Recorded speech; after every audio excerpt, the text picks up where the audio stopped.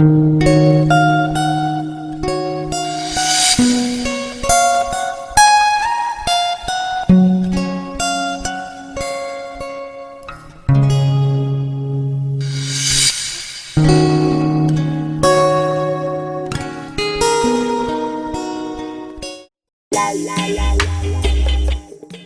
Tompoka Bomsaga, Makoy na kaplak pa photo mayamdu, yung mineraga, wari watay sanaduna lerami. Bhai Tompok, si nipisi am tina hot oy bani. Ya bani dum bhai Bomsa. Ay di nga say ginupi ay koy na number piramado. Adu do try taw sira khalini. Phone ga tawra adi ay ga khangna ge ko bhai. Yare ko, yare. Amuk lam sinbirano. Mathangi da lawro nangdi. Nangi nupi do phajana koy na ko. Adu tok na rakanda ama thibirake. As nupi masak phajabu khutingi nangi ngakta oy gedi kadai degi ane ge bhai. Tanjadu da Tompok ta message lakpagi vibration ama laami. Tompok magi phone do paikhat laga yengbada James ki oirambadu da kainu ngosidi class ki nupa se message ka tharaisina. Tompok hek loibaga Bomsa da muk laami. Bomsa ki so James ki message oirami. Haima kari message no magi sibo. Asina share to view kaina to ba wathi warem hek oiramadeba blog sari yenguma masidi. Bhai Bomsa audio ni ne hairaga download tawromi. Download tawbu loiraga thaduk laga tarami. Ngasai le sembina ngang ki bawado amuk oirami. Kana no sinamo. Hey, ngako. Tumina dasi man haise. Soidre viral amu satpirani masini pise. Hairaga Tompok mahaki WhatsApp contact singda share tawromi. Ha soidre. Hayeng dedi mang ata amuk ngairani do. Masak bu khangingine nupise. Hairaga Bomsa su WhatsApp ta loinamak share tawromi. Hai, atei dairi. Aikoi foreigner se yum thola jalo. Khangdi hojikti naitom ta khrabanina. Phairen gi right hinoi ki badagi paisa ga thina pai khre na taine. Ai na tabdadi mase. Paije sanu ge doge. Mathang bhot po bada class tagi glass on bra su khang ponte. Toksida Bomsa magi wari se kanade. Ma sumagi thokpa. Mana thokpa haiduni. Tanjadu da number khangdaba amadagi Tompok te call la ami. Tompoka Bomsa ga haiphet yengnaraga Tompok call adu receive toromi. Hello, kana? Hello, da. Ay nga say da hoy ga thing na baduni sangbana bi. Sangbana bi. Bomsa suwari sanari budu tanana ba Tompok ki manakta naksila ami. Da hoy na model ki matang da nga say haiphet pan biram bado. Sumkup na khangjaning dana tawjirak bani. Ngasai lekai gi na masu yaw budu da yamkup na hangja hodre. As adugi wede. Yam lai bathabak ni da. Se isan na Manipur da mafam phasa ba mayam leidana ko. Haidi tourist spot sing haidare. For example, Kangla, Sangaithel, Loktak, garden su mayam ama leidana ko. Masida satpada special leba photo capning agadi aikoi da dum haibiro haibani da. DSLR camera gi result ti nangso hana dum khangam ni na khale. Insta, Facebook kumba social networking site ta yamna popular oriba mayam se DSLR gi product ngaltani dana ko. Aduda isan su masak mataw dum ya banina camera tang basina amuk kapsul lagadi model dagi hendoi ba super model oiduni kainu somdadi sangbanabi mahaki wakalda ayawna sagat kre aduda amadi le charge ti lojagani ko Photo amada dupa kaya oiduino. Adudi ibani na luna tinabagi makha pole lapna ringai paisa yame haijade bako ibani se kadi gumba nungti gi paw phawduk phawjin ga tongnaraga phajana ka tinaraba adudi charge to yam pi ani aduga kari gumba isalna photo kapam dai gumba khagtang da ningsingak pa matam ama leidai ne ko aduga organa charge se amuk wangni kari gumba ibani laibak phadana nushinaraga ha koina khraba aduna bu pura free Asing mera adudi free duna fatra. Bomsa su taram badagi are bane bharadi phajana pambasa ni free ni haradi loini yare duni haina murum sole Tompokna tumina layu haibagi maongda ingit tawrami Bomsa so amuk phamtharaga takre adu karam kanda unase haino ibani bo Hayeng hekta yaye aigidi adudi hayeng unarase mafam dudi ai hayeng ay khairage pungdi ama adwaida oina unasiko Hoi charge ti free duni ko hoi adudi yare ne lawre ko hayeng thengerase good night Good night hairaga phone adu thamnarami ꯑꯁ ꯚꯥꯏ ꯇꯣꯝꯄꯣꯛ ꯃꯗꯨꯒꯤ ꯀꯣꯛꯇꯣ ꯌꯥꯔꯣꯏꯗ camera ꯂꯩꯕꯗꯨꯗ ꯑꯩꯒꯤꯁꯨ ꯄꯩꯁꯥ ꯍꯥꯞꯄꯤꯗꯨꯗꯤ ꯅꯨꯄꯤꯒꯤ ꯐꯪꯉꯝꯗꯥꯏꯗꯅ ꯅꯪꯅ ꯂꯧꯒꯦ ꯍꯥꯏꯕ ꯑꯗꯨꯗꯤ ꯀꯗꯥꯏꯗ ꯌꯥꯔꯅꯤ ꯑꯁ ꯚꯥꯏ ꯕꯣꯝꯆꯥ ꯁꯤꯕꯨ ꯑꯩꯅꯔꯣ ꯃꯤ ꯅꯨꯄꯤ ꯃꯁꯥꯅ ꯀꯣꯜ ꯇꯧꯖꯔꯛꯏ ꯅꯠꯇ꯭ꯔꯣ ꯑꯁ ꯀꯔꯤꯝ ꯈꯟꯅꯨꯁꯦ ꯃꯊꯪꯒꯤ ꯅꯨꯄꯤꯗꯣ ꯅꯪ ꯀꯣꯏꯖꯧꯕ ꯉꯥꯏꯈꯣꯅꯦ ꯃꯥꯕꯨ ꯅꯪꯅꯤ ꯈꯪꯖꯜꯂꯣ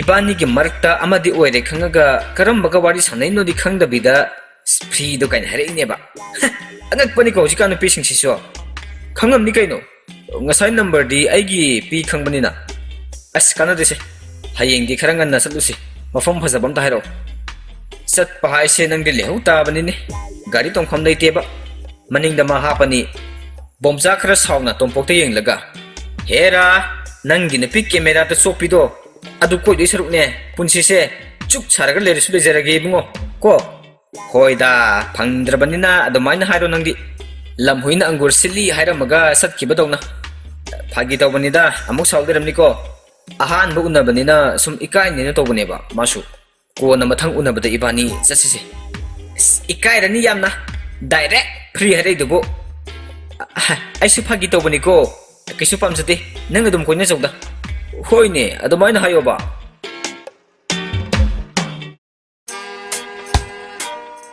somdana sangbannabi haraubugi ngamkhai leramde hayingniko thana kiba matam la la la la la la la la la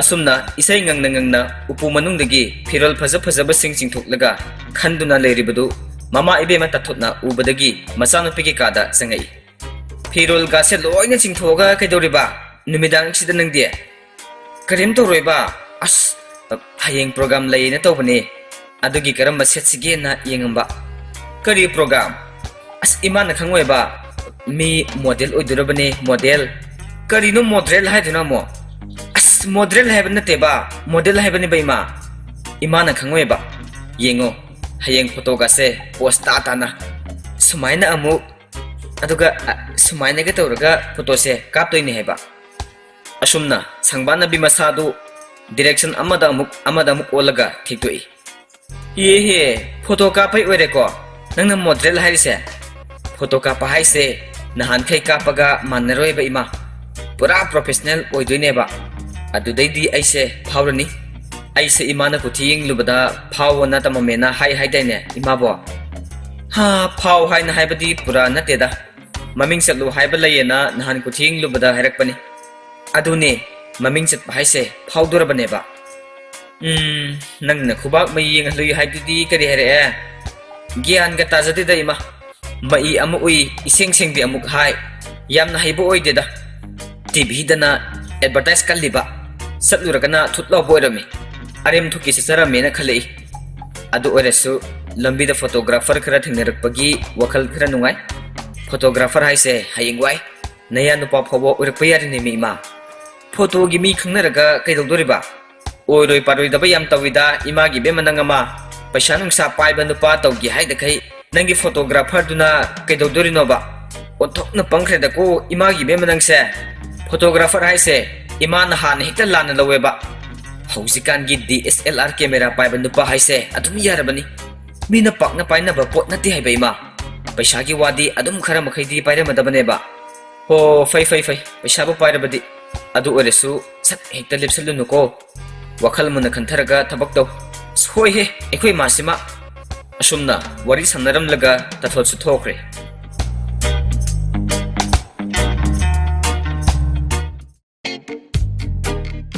somda leisembi tumthaba haurakanda debit amuk giu ngaurga halami hey tabrane thong hangwai ne nupia tawrada bani amuk nuksitapna nar he oiba hey tabromya leisembi thong hangone nangi husband halena my dear kar he seng ba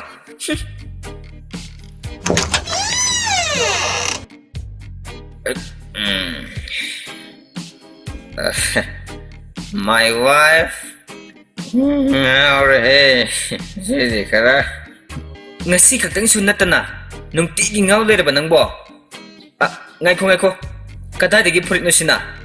Ngasay litkiba furit tuna kanagida tamamaba? Ha? Kanagida tamamageba? My wife. Siya ngasay litloba to niya me. Nang jitalewa ba? Yan utleba ba?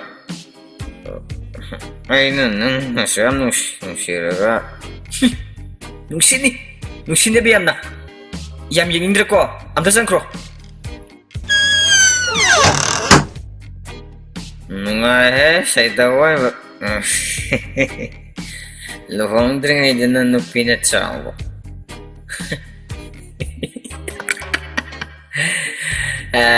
Luhong ay pinatsawa. Sino mahala? Nungay ba? Luhong kanda di kusit tawra. Takning kusit. Ngawning kusit. Saksiga kayo naman ang ngangisibo. Luhong dringida na nupi na tsawa. Luhong aga na nupa na tsawa kayo na.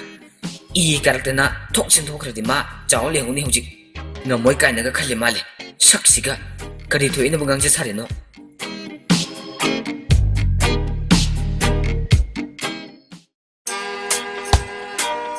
Mathangi nimitta tompoka sangbana bigesu hainakiba matung inna unarami. Koiminnadana photoga kapminnadana wari watai sanaduna tawrami. Photoga post makal tawraga kapami. Sangbana bisu mathamoy khara makhaydi penjarami. Halaga na tompokna photo singdo loina mok thaduribani. Asumna nongmanini di leptana adum satminnaraga photoga kapminnaraga tawbadagidi mokoy anisu hena nungsinakre.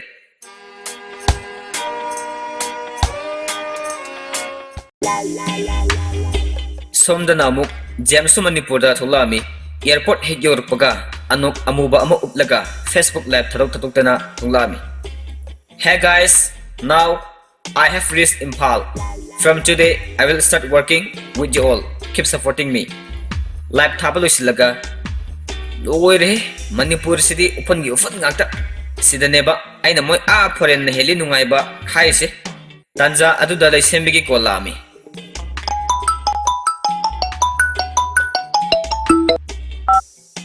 Hello, Beb. As nangi beb to kaurkano haibani.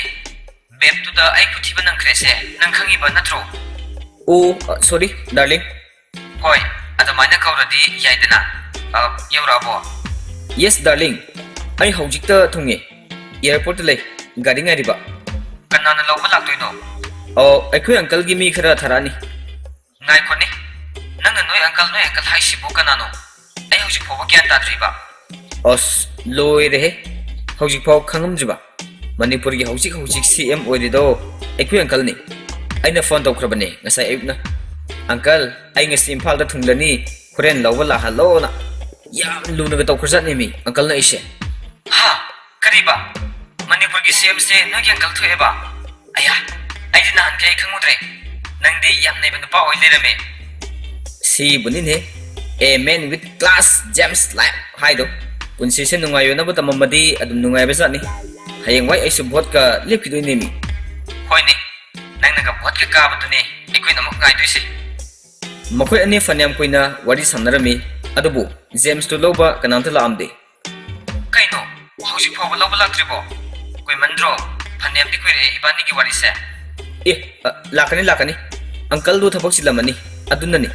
Ado koy di koy maleba nangbo. Phone tawraga hangbra kayno ma tawdana. Hoy, ay hangi. Thameko, amok toruke. Lepa ka wari da. Atang phamgi ke. Uncle CM gi number to bu. Oh, siyor.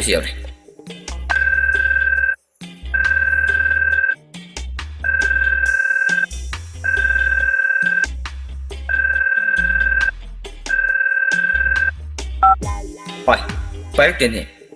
Meeting ka lay sala.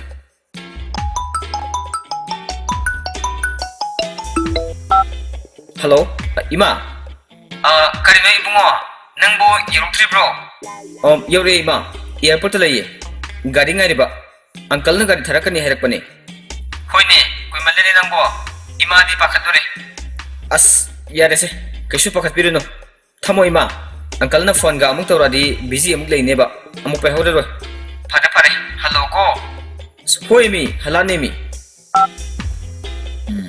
ꯑꯪꯀꯜ ꯁꯤ M okay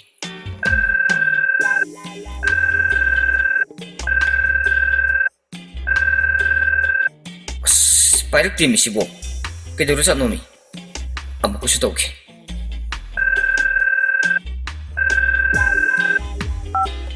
hello ꯀꯅꯥꯅꯣ ꯀꯩꯅꯣ ꯑꯪꯀꯜ ꯁꯤ M ꯅꯠꯇ꯭ꯔꯣ ꯑꯩ ꯖꯦꯝꯁꯅꯦ ꯑꯪꯀꯜ James ꯍꯥꯏꯗꯤ ꯀꯅꯥꯒꯤ ꯖꯦꯝꯁꯅꯣ diamond ꯔꯦꯗꯤꯑꯣꯒꯤ ꯖꯦꯝꯁꯂꯣ ꯅꯠꯇꯦ ꯑꯪꯀꯜ ꯑꯩ ꯋꯥꯡꯈꯩꯃꯌꯨꯝ ꯖꯦꯝꯁ ꯑꯩ ꯈꯪꯕꯤꯗ꯭ꯔꯕꯣ ꯑꯪꯀꯜ ꯑꯩ ꯍꯧꯖꯤꯛ ꯑꯦꯌꯥꯔꯄꯣꯔꯠꯇ ꯂꯩꯔꯦ ꯑꯪꯀꯜ ꯍꯩꯃꯥ ꯏꯁꯦ ꯅꯝꯕꯔ ꯁꯦꯞ ꯇꯧꯔꯝꯗꯕꯁꯤꯗ ꯑꯩꯗꯤ ꯈꯪꯉꯨꯗ꯭ꯔꯦꯍꯦ ꯐꯖꯅ ꯍꯜꯂꯣ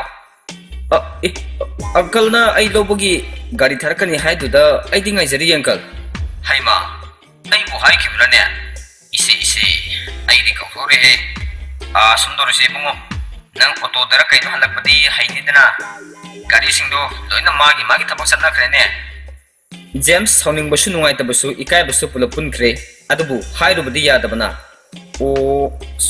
ꯍꯣꯏ ꯑꯪꯀꯜ ꯑꯗꯨꯃꯥꯏꯅ ꯇꯧꯔꯒꯦ ꯑꯗꯣ ꯑꯪꯀꯜ ꯍꯣꯏ ꯊꯝꯈ꯭ꯔ ꯃꯥꯜꯂꯦꯅꯦ ꯀꯩꯅꯣꯝꯇ ꯍꯥꯏꯍꯧꯒꯦ ꯇꯧꯔꯒ ꯁꯤꯗꯅꯦꯕ ꯑꯩꯅ ꯀꯣꯛꯇꯥꯡ ꯍꯥꯏꯔꯛꯀꯗꯣꯏꯁꯦ ꯍꯦꯛ ꯅꯨꯡꯁꯤꯔꯛꯇꯕ ꯉꯁꯥꯏꯗꯒꯤ ꯐꯅ ꯀꯨꯏꯅ ꯉꯥꯏꯍꯜꯂꯒ ꯍꯣꯏ ꯑꯗꯨꯕꯨꯗꯤ ꯃꯥꯁꯨ ꯆꯤꯟꯕꯨꯗꯤ ꯆꯤꯜꯂꯝꯒꯅꯤ ꯁꯣꯝꯗꯅ ꯂꯩꯁꯦꯝꯕꯤꯗꯒ ꯃꯨꯛꯇꯅ ꯁꯤ ꯑꯦꯝꯒꯤ ꯃꯤꯅ ꯂꯧꯕ ꯂꯥꯛꯀꯅꯤ ꯀꯥꯏꯅ ꯀꯂꯦꯖꯥꯒ ꯇꯧꯔꯨꯔꯒ ꯌꯨꯝꯗꯁꯨ ꯂꯧꯕ ꯂꯥꯛꯇ꯭ꯔꯁꯨ ꯌꯥꯅꯤ ꯀꯥꯏꯅ ꯍꯥꯏꯗꯣꯛꯎꯔꯒ ꯑꯣꯇꯣꯗꯒ ꯆꯠꯄ ꯇꯥꯔꯤꯕ꯭ꯔꯥꯕ ꯑꯩꯕꯣ ꯁ꯭ꯋꯥꯏꯗ ꯀꯥꯔꯒ ꯍꯌꯥꯔ ꯇꯧꯕ ꯌꯥꯕ ꯑꯃꯠꯇ ꯂꯩꯇꯕ ꯖꯥꯠꯂꯝꯃꯤ ꯑꯁꯤ ꯍꯥꯏꯔꯒ ꯃꯨꯔꯨꯝ ꯁꯣꯜꯂꯒ ꯂꯒꯦꯖꯇꯨꯒ ꯊꯣꯛꯂꯛꯄꯗ ꯑꯗꯨꯝ ꯒꯦꯠ ꯃꯄꯥꯟꯗ ꯌꯧꯔꯛꯑꯝꯃꯤ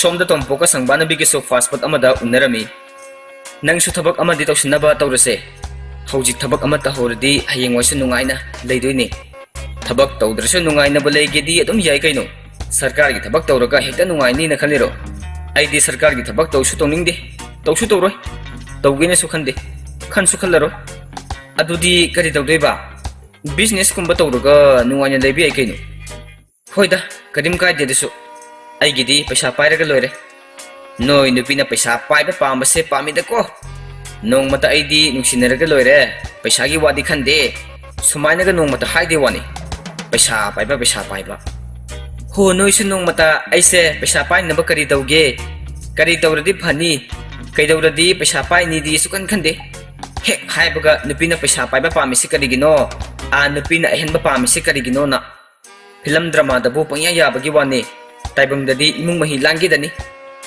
ꯆꯔꯥꯅ ꯃꯇꯪ ꯆꯥꯔꯒ ꯁꯛ ꯊꯤꯖꯤꯜꯂꯒ ꯅꯨꯄꯥ ꯅꯣꯏꯅ ꯅꯨꯄꯤ ꯑꯇꯣꯞꯄ ꯑꯃ ꯀꯣꯏꯅꯤꯡꯉꯛꯑꯅꯤ ꯑꯗꯨꯗꯤ ꯍꯥꯏꯅꯨꯗ ꯅꯪꯁꯨ ꯍꯧꯖꯤꯛꯀꯥꯟꯗꯤꯅꯦ ꯃꯧꯅ ꯍꯦꯟꯅ ꯀꯤꯈ꯭ꯔꯦ ꯏꯕꯦꯝꯃ ꯍꯣ ꯑꯗꯨꯅꯦꯕ ꯆꯔꯥꯗꯣ ꯅꯥꯃꯇꯪ ꯆꯥꯔꯛꯑꯗꯤ ꯆꯔꯥ ꯑꯅꯤ ꯁꯨꯅ ꯆꯥꯔꯛꯅꯅꯕ ꯎꯄꯥꯏ ꯊꯤꯔꯛꯄ ꯇꯥꯕ ꯀꯤꯗꯨꯝ ꯀꯤꯁꯤꯜꯂꯦꯗ ꯏꯕꯦꯝꯃ ꯅꯪꯁꯨ ꯍꯌꯦꯡꯋꯥꯏ ꯂꯨꯍꯣꯡꯉꯒ ꯆꯦꯟꯈꯤꯗꯧꯕ ꯃꯤꯗꯥꯅꯤ ꯃꯧ ꯑꯃ ꯃꯥꯡꯈ꯭ꯔꯦ ꯀꯥꯏꯅ ꯈꯕꯔꯗꯒ ꯍꯥꯞꯅꯗꯣꯏꯅꯦꯕ ꯉꯝꯖꯔꯔꯣꯏ ꯑꯩ ꯍꯣ ꯑꯗꯨꯅꯅꯦ ꯄꯩꯁꯥ ꯐꯖꯅ ꯇꯥꯜꯍꯧꯁꯤ ꯍꯥꯏꯁꯦ ꯍꯌꯦꯡꯋꯥꯏ ꯆꯔꯥ ꯍꯦꯟꯗꯅꯕ ꯍꯣ ꯆꯔꯥꯒꯤ ꯋꯥꯗꯤꯅꯦ ꯅꯣꯡꯃꯗ 50ꯔꯛ ꯄꯤꯖꯧꯁꯨ ꯄꯤꯖꯒꯦ ꯃꯧ ꯃꯥꯡꯕꯗꯨꯅꯦ ꯇꯜꯂꯤꯁꯦ ꯍꯌꯦꯡꯋꯥꯏ ꯏꯕꯥꯅꯤ ꯂꯨꯍꯣꯡꯉꯒ ꯅꯪꯅ ꯑꯇꯣꯞꯄꯗꯒ ꯆꯦꯟꯈ꯭ꯔꯗꯤ ꯅꯨꯄꯥꯁꯨ ꯅꯨꯄꯤꯁꯨ ꯄꯨꯂꯞ ꯅꯈꯣꯡꯂ ꯅꯈꯨꯠꯂ ꯑꯃ ꯊꯨꯗꯦꯛꯑꯦ ꯈꯪꯉꯣ ꯇꯟꯖꯗ꯭ꯔꯥ ꯑꯁꯤꯕꯨ ꯍꯥꯏꯅꯤꯅ ꯍꯥꯏꯁꯦ ꯑꯩꯁꯦ ꯆꯦꯟꯈ꯭ꯔꯗꯧꯗꯨ ꯉꯥꯏꯔꯦ ꯍꯣ ꯑꯩꯒꯤ ꯋꯥꯗꯤꯅꯦ ꯅꯪꯅ ꯍꯥꯏꯕ ꯂꯣꯏꯅ ꯌꯥꯅꯤ ꯑꯗꯣ ꯑꯩꯅ ꯍꯌꯦꯡꯋꯥꯏ ꯐꯤꯂꯝꯒ ꯀꯨꯝꯃꯛꯑꯗꯤ ꯑꯍꯤꯡ ꯊꯦꯡꯅ ꯍꯜꯂꯛꯑꯁꯨ ꯊꯤꯡꯕꯤꯗꯕ ꯆꯩꯕꯤꯗꯕ ꯑꯗꯨꯗꯅꯤ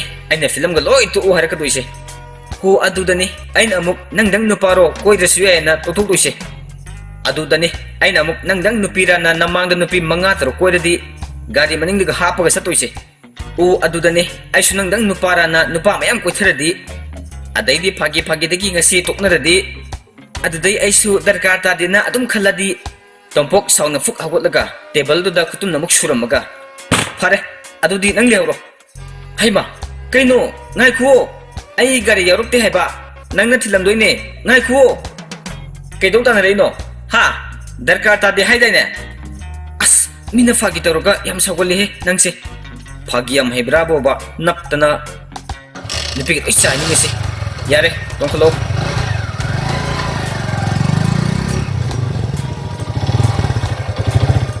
Sangbanabi Tongpoki gari maningda tonglami.